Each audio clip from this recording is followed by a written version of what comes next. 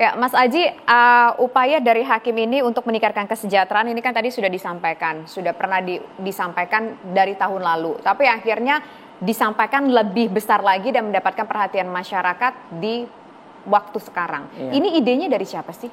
Idenya itu dari teman-teman hakim, Mbak. Ada dari pengadilan negeri, kayak saya pengadilan negeri, ada dari pengadilan agama, ada pengadilan tata usaha negara. Dari grup kecil awalnya, 15 orang aja. 15 orang 15 sampai orang, ribuan orang. diskusi sampai ribuan hakim-hakim se-Indonesia kompak. Itu katanya tadi kan hakim uangnya kurang, gajinya nggak terlalu banyak. Kalaupun ada tunjangan kemahalannya juga nggak merata dan nggak banyak. Terus ongkos-ongkosnya gimana dong? Ongkos ke sini biaya sendiri. Biaya sendiri. Hotel, makan, teman-teman patungan seluruh Indonesia. Oh, jadi patungan. Kan apakah semua hakim ikut atau mungkin hanya sebagian hakim aja yang ikut dari Sabang sampai Merauke? Yang bisa ngambil cutinya masih ada. Ini kan harusnya cuti buat keluarga, Mbak. Kita cuti setahun 12 hari aja. Iya, berarti tinggal 7 nih sisa cuti ya? Enggak, sisa 6. Oh, sisa 6. Karena saya sempat ngambil sekali tahun ini. Oke. Nah, jadi itu datang ke Jakarta, teman yang nggak ikut menyampaikan aspirasi di Jakarta, mereka patungan seluruh Indonesia. Ada yang patungan. Oh, ada yang patungan juga. Jadi 200 ribu kalau kali ribuan orang banyak juga, Mbak. Ada yang 200, kita nggak matok lah. Seikhlasnya ya? Seikhlasnya, patungan.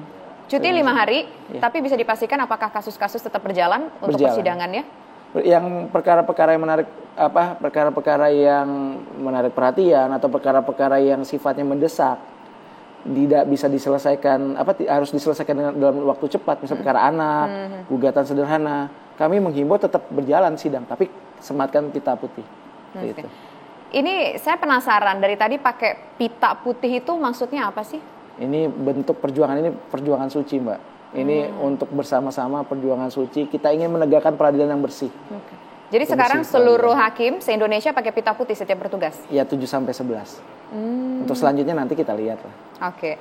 Nah, ini sudah ketemu siapa saja di masa perjuangan cuti selama 5 hari ini, Mas Aji? Pimpinan Mahkamah Agung di hari pertama, ada juga yang ketemu Menteri Hukum dan HAM. Di pimpinan Mahkamah Agung itu ada Bappenas, ada Dirjen Anggaran Kemenkyu, ada juga Komisi Yudisial, Komisioner Komisi Yudisial.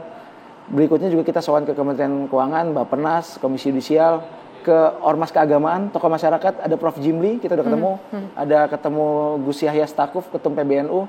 Tadi habis ketemu dengan Persekutuan Gereja-Gereja Indonesia, ada PP Muhammadiyah, Pak Busro Mukodas, ada media visit juga, Mbak.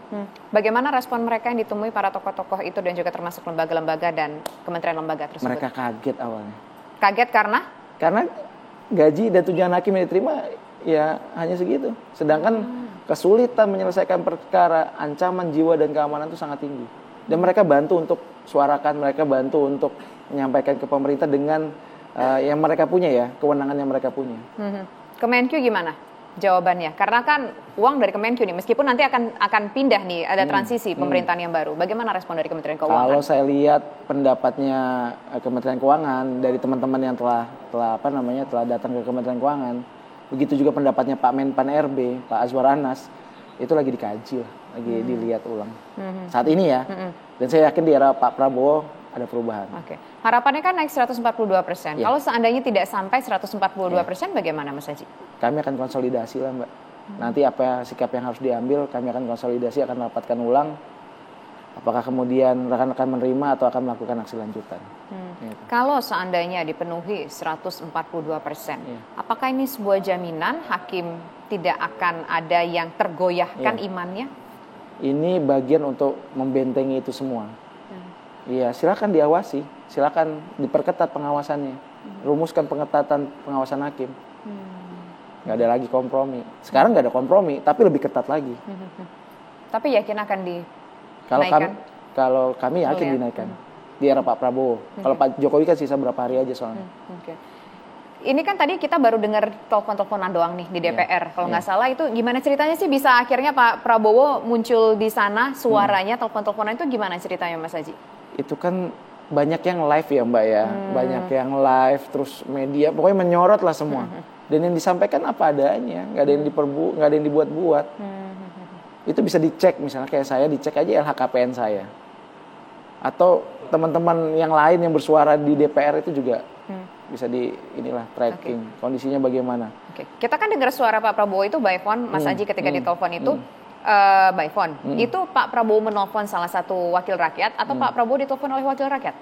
Saya nggak tahu, itu kan pokoknya tiba-tiba Pak Dasko ngangkat telepon. Apakah kemudian ada komunikasi duluan pas lagi jalan rapat itu atau bagaimana, saya kurang paham. Yang jelas Pak Prabowo nelpon Pak Dasko. Oke. Tapi ngomong-ngomong soal hakim, ternyata kementerian lembaga. Nah, kalau emang sendiri gimana? Emang memperjuangkan juga, Mbak.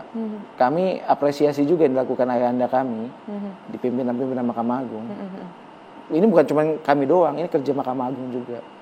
Yang mudah-mudahan harapannya memang benar-benar mencerminkan kenaikannya sesuai dengan yang hakim inginkan di daerah. Dan ada jaminan keamanan, itu yang paling penting juga, Mbak. Jaminan keamanan? Iya, jaminan keamanan seperti apa yang diharapkan? Amanat jaminan keamanan itu sudah ada di PP 94 tahun 2012. Sampai hari ini nggak ada pelaksanaannya. Apa yang diamanatkan di situ nih? Publik kan harus tahu nih, nggak semua orang juga baca mendapatkan jaminan keamanan, seperti itu aja. Memang tidak jelas seperti apa. Apakah perlu katakanlah pengawal pribadi begitu? Idealnya seperti itu. Oke. Idealnya harusnya hakim punya pengawal pribadi. Di beberapa negara seperti itu. Idealnya seperti itu. Oke. Mas Aji, sebetulnya menjadi hakim apakah memang cita-cita? Cita-cita, sebelumnya cita-cita bukan jadi hakim, Mbak. Tapi ya ada panggilan lah ya. Ada panggilan. Waktu itu juga saya pernah sakit gitu. Pengennya kerja jadi lawyer di Jakarta waktu itu. Di lawyer Jakarta, tapi kan hektik sekali kerja jadi lawyer Jakarta. Emang take home pay-nya bisa besar. Tapi saya pernah sakit, nggak bisa rasanya untuk yang kerja pagi ketemu pagi gitu. Nah kalau jadi hakim, pekerjaan berat, bebannya berat, tapi kita bisa maintenance dengan baik lah. Paling ya Sabtu Minggu aja kepake waktunya anak-anak harusnya. Bagi cerita dong, kerja jadi hakim itu seperti apa sih beratnya, maintenance-nya tadi yang Mas Aji sampaikan? Kalau teman-teman ya Mbak ya, kalau saya perkaranya masih bisa saya maintenance lah. Kalau di pengadilan saya sebelumnya, negeri Tanjung Jabung Timur itu perkaranya 100-120 1 tahun.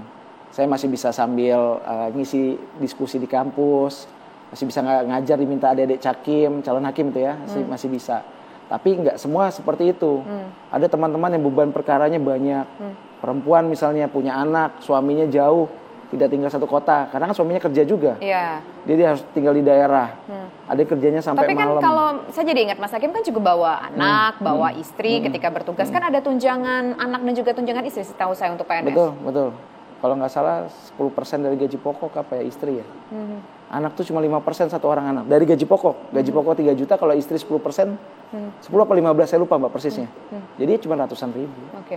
Mas Haji, katanya di Jambi sempat kuliah juga ya. Betul. Untuk ambil S2. Betul. Nah itu cukup semuanya dengan penghasilan sekitar 12 juta. Apalagi katanya punya hutang sekitar 6 jutaan yang harus dibayar setiap bulan. Cicilan KPR 15 tahun ya Mas Haji. Ya itu karena minjem bank itu pakai buat beli rumah, pakai SK-nya sekolah. Digadein. Bukan KPR langsung ke bank kayak rumah gitu enggak, tapi SK gade. Kalau PNS kan atau hakim bisa gade SK. Itu biaya kuliahnya gimana Mas Haji, empot-empotannya untuk bayar biaya kuliah, anak 3, istri nggak kerja, apalagi di Tanjung Jabung ke kota Jambi di Unja ya, waktu itu butuh waktu beberapa jam ya, begitu. 1 jam ya. Kuliahnya kan setiap hari Sabtu aja kuliah. Nah itu cukup untuk biaya kuliah segala macam, berarti kan bayar sendiri atau dapat beasiswa? Bayar sendiri, dari minjem bank itu Mbak. Oh dari minjem bank itu juga. Minjem bank 600-an, waktu itu minjem bank, cicil beli rumah, kemudian pakai kuliah. 15 tahun jangka waktu pinjaman bank saya. Tapi benar nggak sih? Ini mau konfirmasi cukup aja. Cukup kok, masih cukup. Masih cukup ya? Tapi ya ngepas gitu. Ngepas, nabung paling 200-300 apalagi di Jambi juga biaya hidup nggak terlalu mahal pada saat itu ya. Tapi itu pun juga ternyata ngepas juga begitu ya, dengan kebutuhan yang harus dipenuhi. Betul.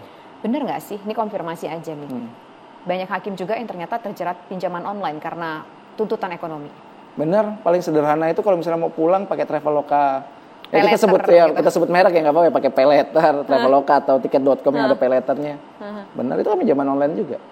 Jangan-jangan yang demo itu ada yang pakai paylater juga nggak? Atau bukan demo, maksudnya datang ke Jakarta begitu menyampaikan aspirasi? Iya, ada lah pasti. Oh, gitu. Oke. Mbak kan nanya saya, ada nggak payletternya? Boleh deh, Mas Haji mau curhat gitu. Saya ada juga sisa pulang lebaran kemarin masih berapa ratus, nggak berapa ratus, 2 juta Pak. Tapi per bulannya 500-an bayar. Nah kalau misalkan, ini kan hakim pindah-pindah. Hakim kan pindah-pindah kerjanya. ketika misalkan pindah dari satu penempatan, dari satu tempat ke placement yang lain gitu, itu kan ada biaya pindah. yang ditanggung, Iya. biaya pindahnya Iya. segala macam itu kan juga cukup besar. Iya. Tiket pesawat 5 Betul, orang, betul. kemudian bawa barang-barang Iya. gitu, kargo segala Iya. macam. Itu ditanggung negara tapi kan. Ditanggung negara, tapi pertanyaannya cukup atau tidak? Cukup nggak? Rata-rata pasti akan nombok, Mbak. Oh. Mensiasatinya, makanya kalau harus naik pesawat, kita naik mobil. Jambi Jakarta kemarin saya naik mobil. Udah capek kan, Jakarta ke Madura, saya towing mobilnya sampai Surabaya. Saya tunggu, saya naik kereta ke Surabaya. Yang lain dikargoin, yang barang dikargoin ya, kargoin truk gitu. Ada nggak sih cara para hakim di negeri ini kan nggak boleh berbisnis? Ya. Ada nggak cara lain dari hakim ini mungkin mencari side hustle atau mencari sampingan tapi dengan Ngajar. cara yang tidak menggoda iman? Ngajar. Tadi. Ngajar. Kalau ngajar emang bisa dapat berapa Mas? Tapi nanti dijawab saja jeda berikut pemirsa, kami kembali sesaat lagi.